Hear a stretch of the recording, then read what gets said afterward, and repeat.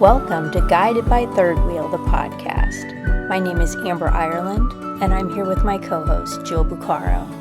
Let's get started.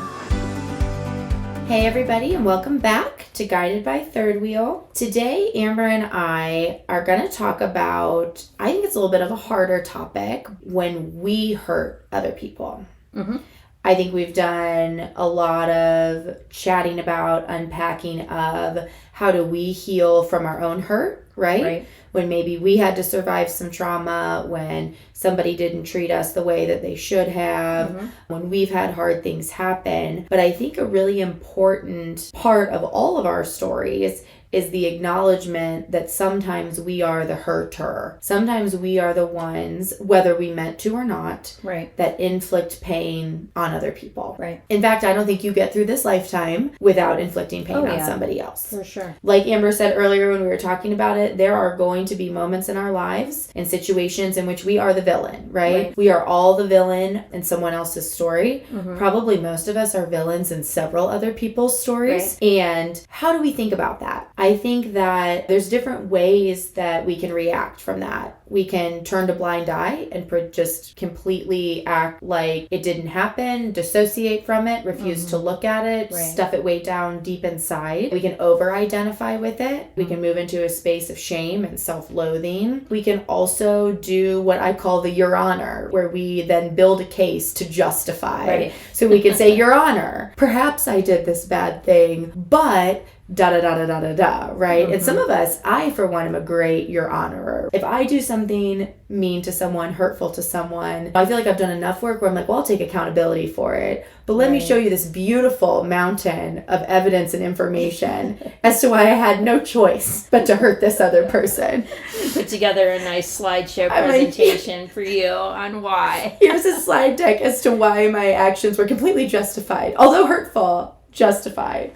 And there's probably other reactions too when we get this little inkling of, oh shit, we've hurt somebody. But I think our goal today is to talk through some of those, to think about perhaps what is the middle path when it comes to acknowledging hurt that we've inflicted. How do we move to a space where we can apologize and make it a bit better for that person? How do we make it better for ourselves?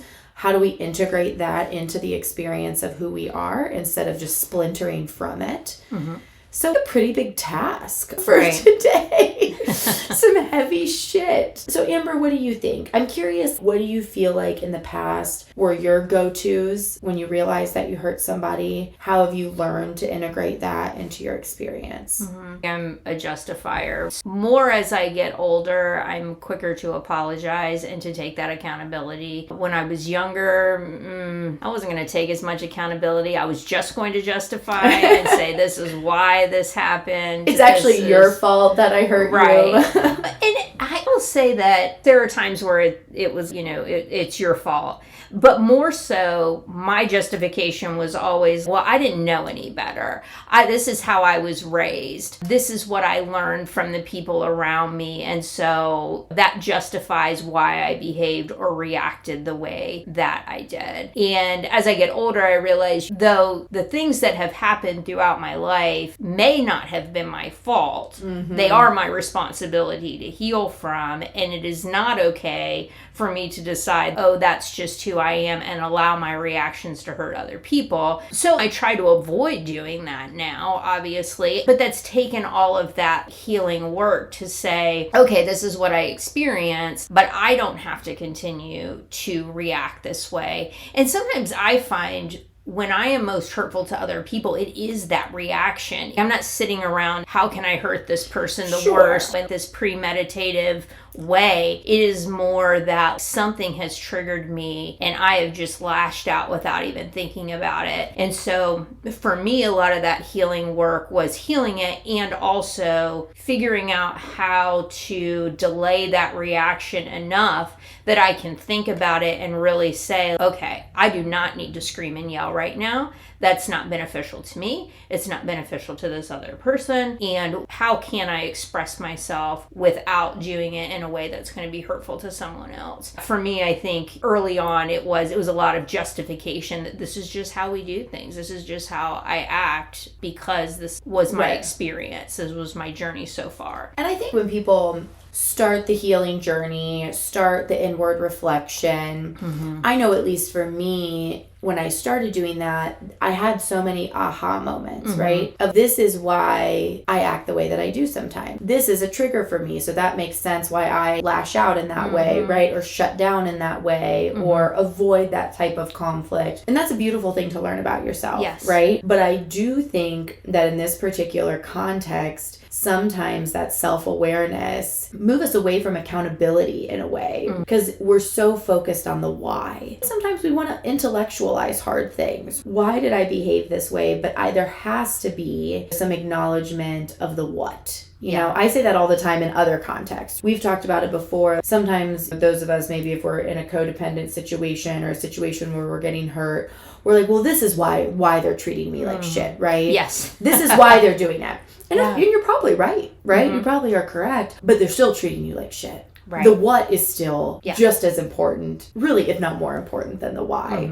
And I think we have to flip that on its head and say that is the case here when we are the ones hurting other people. Right. The thing that I struggle with a lot, I can get to the what, and like you, I've gotten a lot better at owning my shit, of saying, hey, I fucked up here. And in my head still, I'll be doing the justifying, but I can usually keep it fucking quiet for the most part, you know, to the other person when I'm taking accountability. But what I struggle with still is I'll take accountability and then I will just be awash in a shame spiral. Yes. I will hate myself for what I've done because I'm kind of an empath person. I wish I felt like 1/100th of the amount of feelings that I feel. But you know, I hurt somebody and I think about how it felt when somebody hurt me like that. And then I hate myself. I hate the situation and I'm just drowning in shame. And so that's a hard part for me is now I can take the accountability. But I feel so horrible for it. I also feel like I can take the accountability. Sometimes what I will do, and it's not like I'm trying to justify it to the other person, because I'll say it in such a way that I want to apologize, but I also want you to know where that came from. Yeah. Because truly what I don't want is you to believe that you've done something that required this ugly response from me. Right, because that my response was about me. It wasn't about you. Right. And so sometimes I will explain that depending on how close of a relationship I am with somebody else, just so that they understand, but also not as a justification for me to continue to do this forever and ever. But for me, when I can have the productive conversation, when I can screw up, have the productive conversation, and we can move on, that feels good. I think that feels good for everybody when you can apologize, when you can receive that forgiveness. It's the times where I don't receive the forgiveness after I apologize. Right.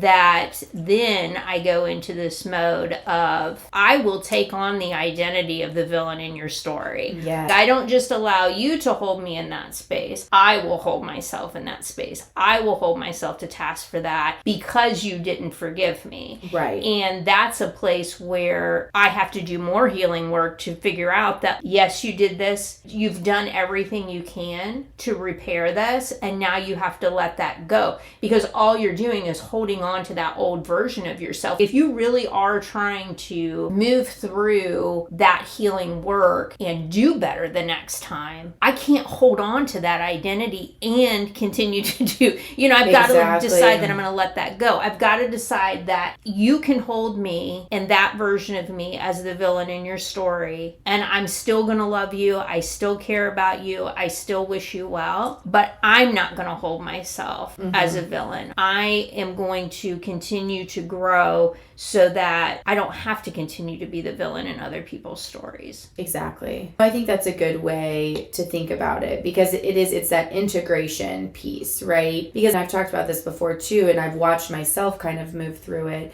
that sometimes something is too painful, too triggering, too hard to even look at. I have certainly had moments in my life where I've hurt people because of my own fear, my own callousness, my own shit. And instead of even just acknowledging it for a long time, I just shoved it all the way down, right? I was just like, that is old Jill. She does not exist, right? And then in the clinical world, we might call it like splintering in a way, right? I just kind of was like, let me try to shove that fragment deep down in a way. But what we know to be true is that's the kind of shit that's going to bubble to the surface. It's bubbling because we haven't integrated it, right? And I think what you're talking about is that integration piece, is that acknowledgement. And I don't want to carry this big, heavy duffel bag of baggage with me, but this is a part of my experience. Yes. I need to bring some little memento from the duffel bag and put it on my baggage cart because this, I need to remember this. I need to acknowledge this as part of my story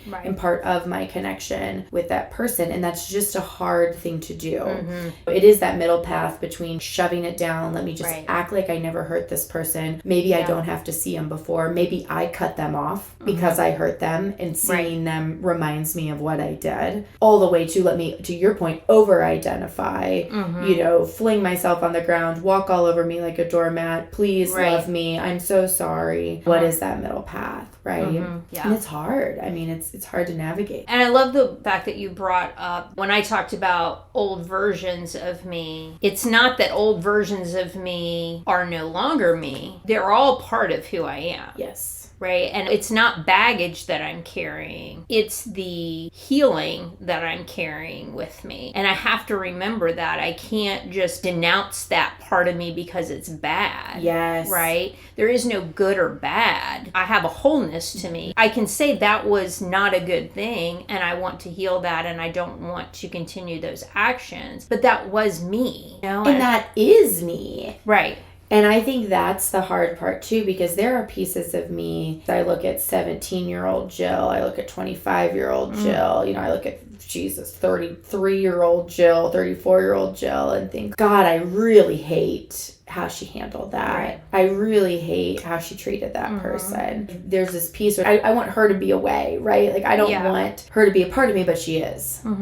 And so how do you welcome that, welcome her or that version of you in to say, we have got to reconcile all of this together? Because I think when you do that is when you can keep some of the shame at bay, or to keep yourself from diving into the shame spiral. That when you cut off or push away pieces of you, that is a doorway to invite shame in. I know when I'm doing that because I will purposely not talk about certain pieces. And yes, we all have pieces of our lives that we're like, I'm not going to outwardly share that with everyone in the world. But then we have pieces of our life where I'm like, I'm not going to tell a soul that. And I'm going to let that rattle around in my head until it becomes huge. And that's when I know, Amber, this thing, we need to heal it. And we need to be able to talk about it. Yes. And share it with other people. Because that's part of that healing process. Yes. When I can say, hey, there was this time in my life when I fucked up really bad. And I feel really bad about it. And I felt really bad about it. And here are the things that I've tried to do. And now I'm making peace with it. And not only is that good for us, but that's good for everyone else around us. Yes. And sometimes it's even good for the person that we hurt that doesn't really want to forgive us, because maybe they can then at some point see, oh, they're really doing some work.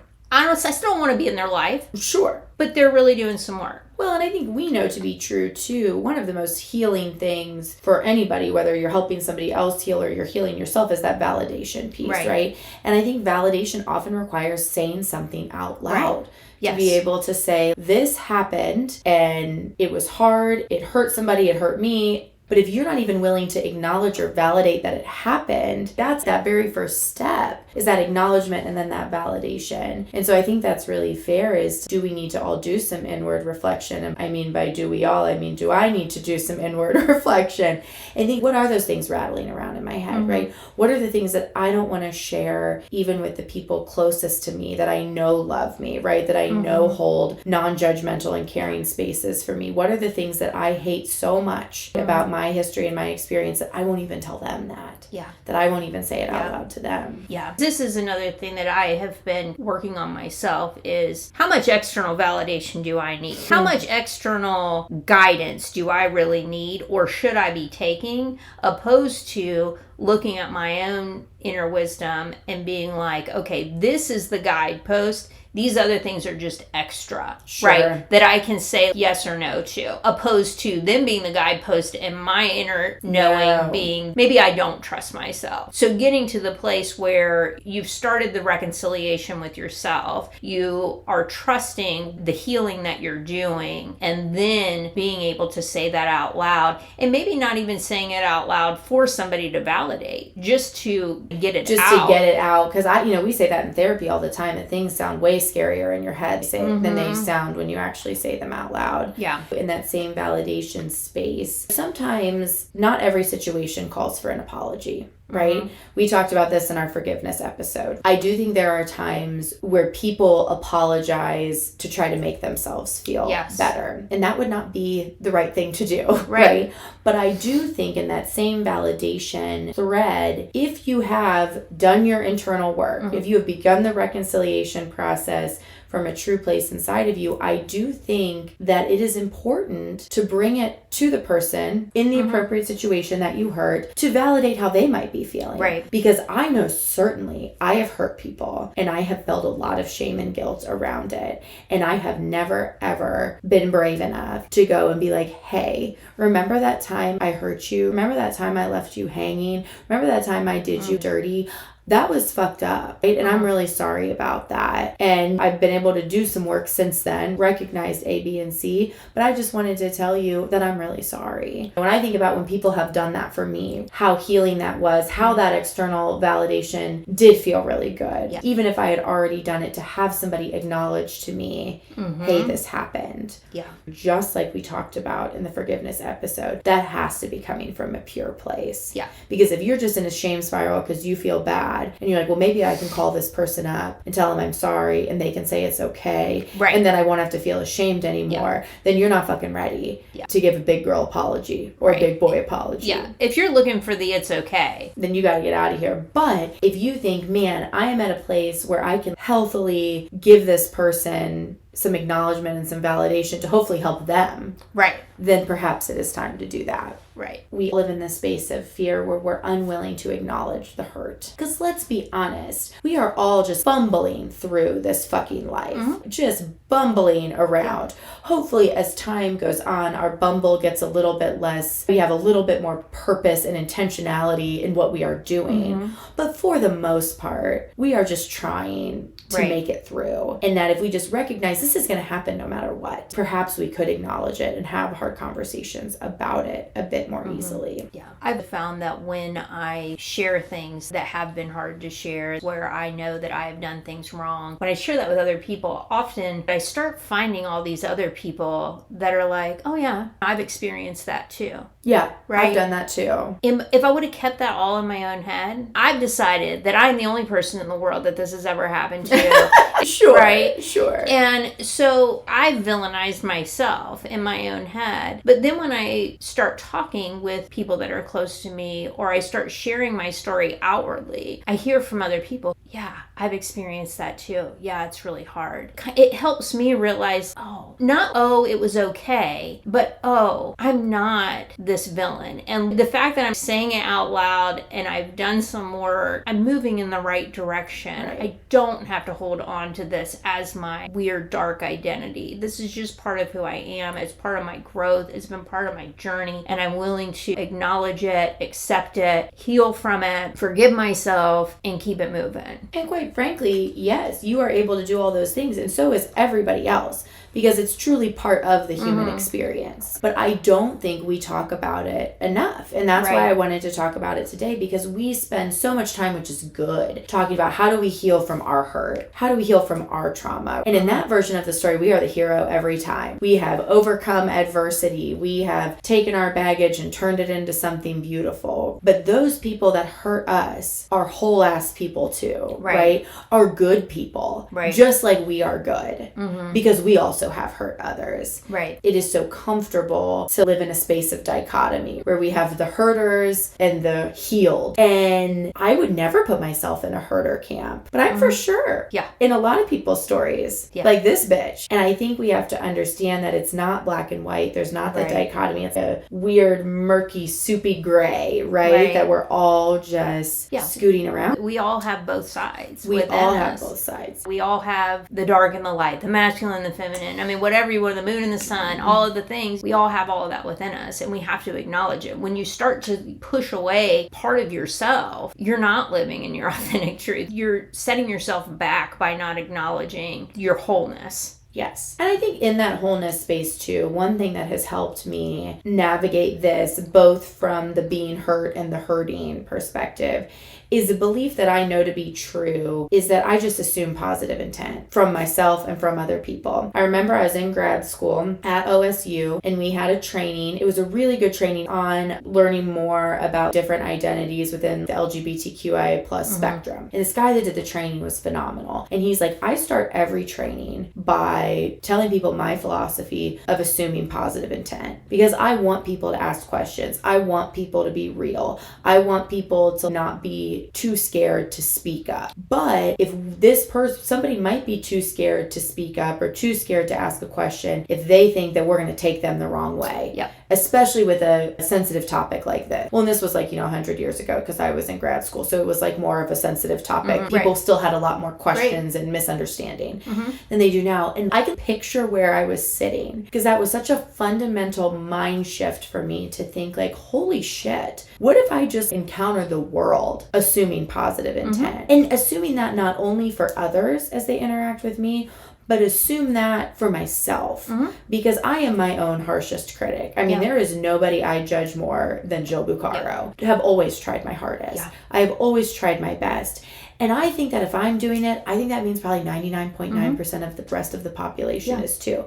I say this all the time. Nobody wakes up every morning and says, how can I fuck up somebody else's life today? Right. Nobody does that. I'm not saying people don't fuck up other people's lives, but they're not thinking, oh, let me follow this course of action to do it. And it's just that constant, to me, it's almost a groove and energy that I try to embody is just assuming positive intent all around. That when I look back and I think, man, Jill, maybe not that I hurt somebody, but that was kind of a dumb thing to do. Or that's not how I would have done it this time. Well, it was me trying to do my best at the time. Right. And I love that you brought that up because I was just thinking, I was going through my life and I'm like, have I always had positive intent? Yeah, I have. Yes. The times that I've lied to people, did I have positive intent? Yes. I didn't want to hurt them and I wanted to have what I wanted to have. That was my positive intent. Does that now to me sound like we shouldn't be doing that? Sure. But at that point in time, that's what needed to happen. When I screamed and yelled at somebody because they said something to me that was hurtful, was that positive intent? Yeah. I was trying to get them to hear me, and I don't want you to talk to me that way, and I want to keep this relationship. It was positive intent at the time, but it was all that I had for that positive intent. Right. It was a poor execution, but the intent was there. Right. Yeah, I think about that all the time. I think about relationships that I would, if I could go back, I would end them in a very different way.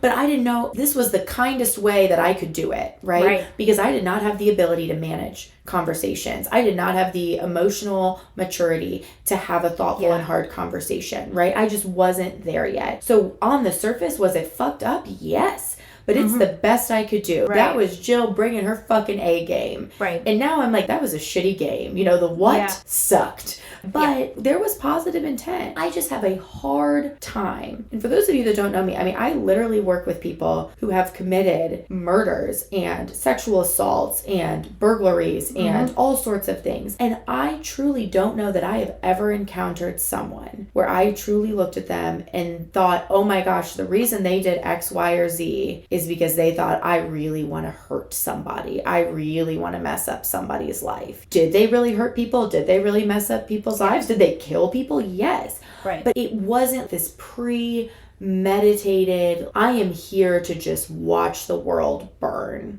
We make the world burn. We do. Some of us do really, really horrible things. Right. But I think we have to assume that the vast majority of the time we are products of our own poor coping and our own trauma. Right. Which is our responsibility. That's the piece of it, that the justifying what I've done does not negate what I've done. No, I think the what supersedes the why every time. The why is important for context. Right. And I think going back to when you were talking about when you're able to have a healthy apology with someone, that if you can share some of that context with them, I think that's nuanced, but that can be important. But the what still wins out. You did what you did, period. And there will be consequences for that. Yeah. And you have to reconcile that for yourself. You have to decide, I plan on healing this, or I plan on looking at this, or this is part of who I am. Right. And I think that's the key too. It's part of who you are.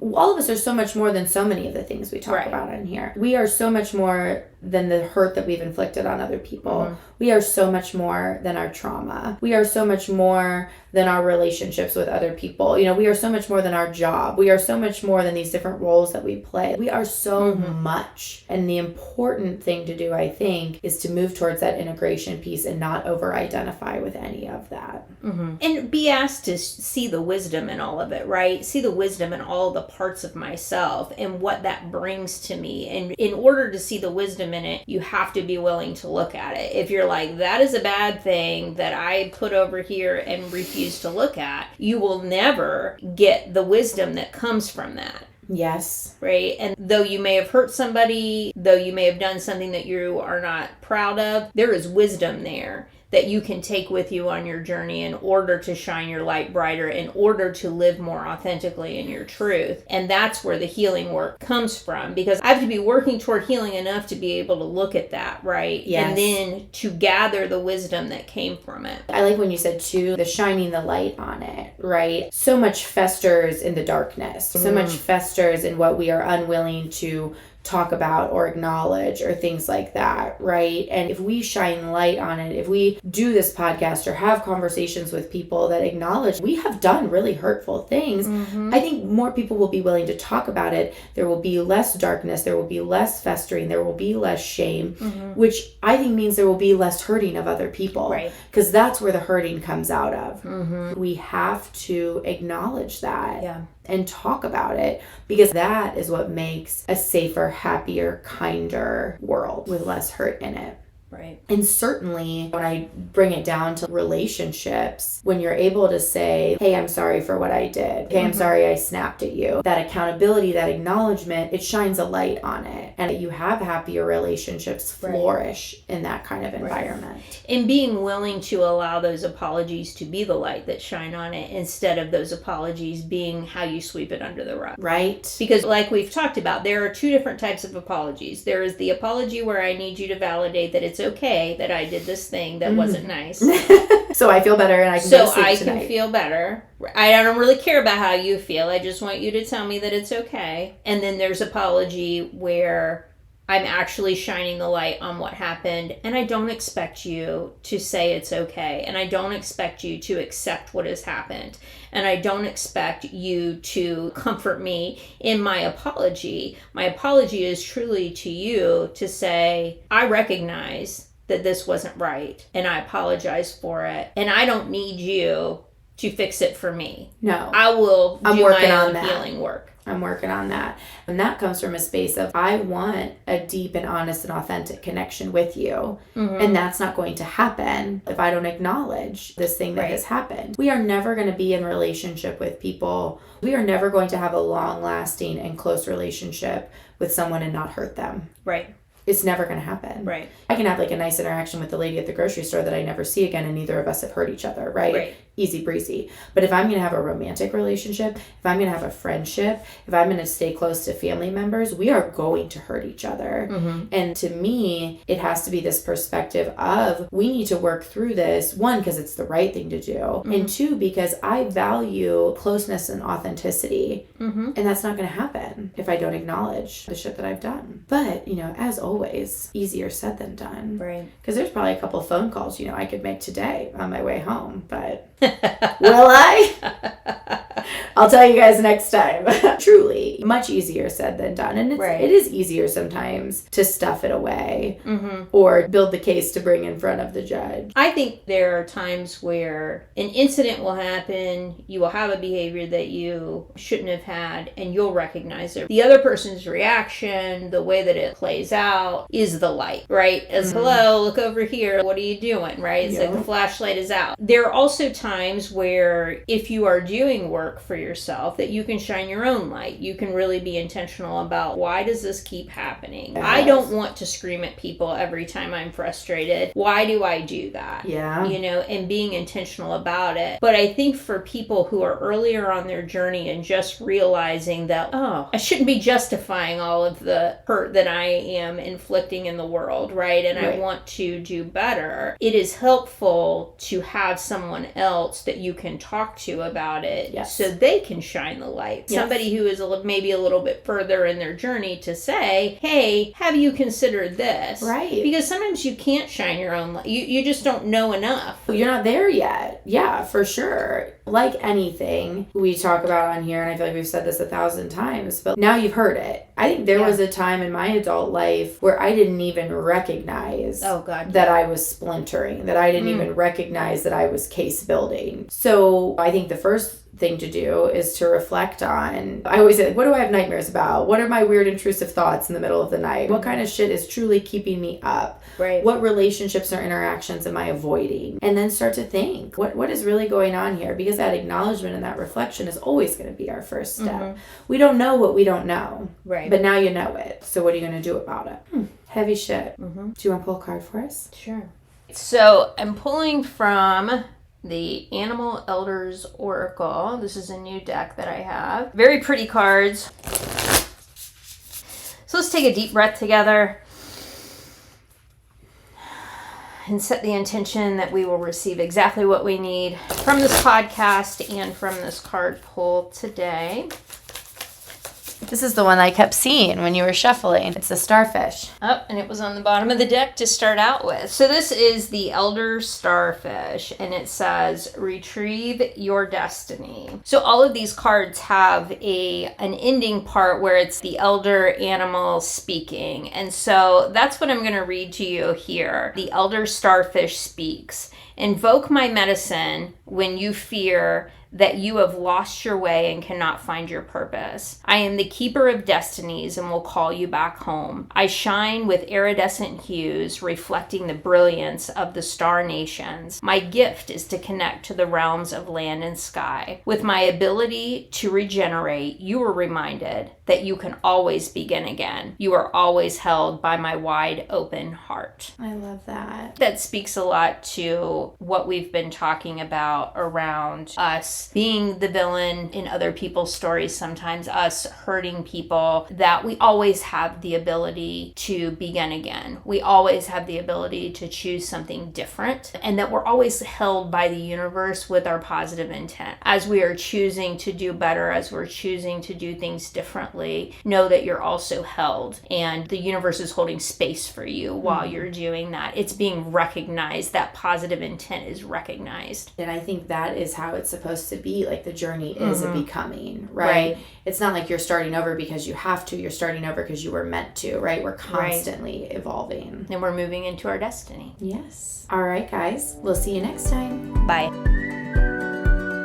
Thank you for listening to another episode of Guided by Third Wheel, the podcast.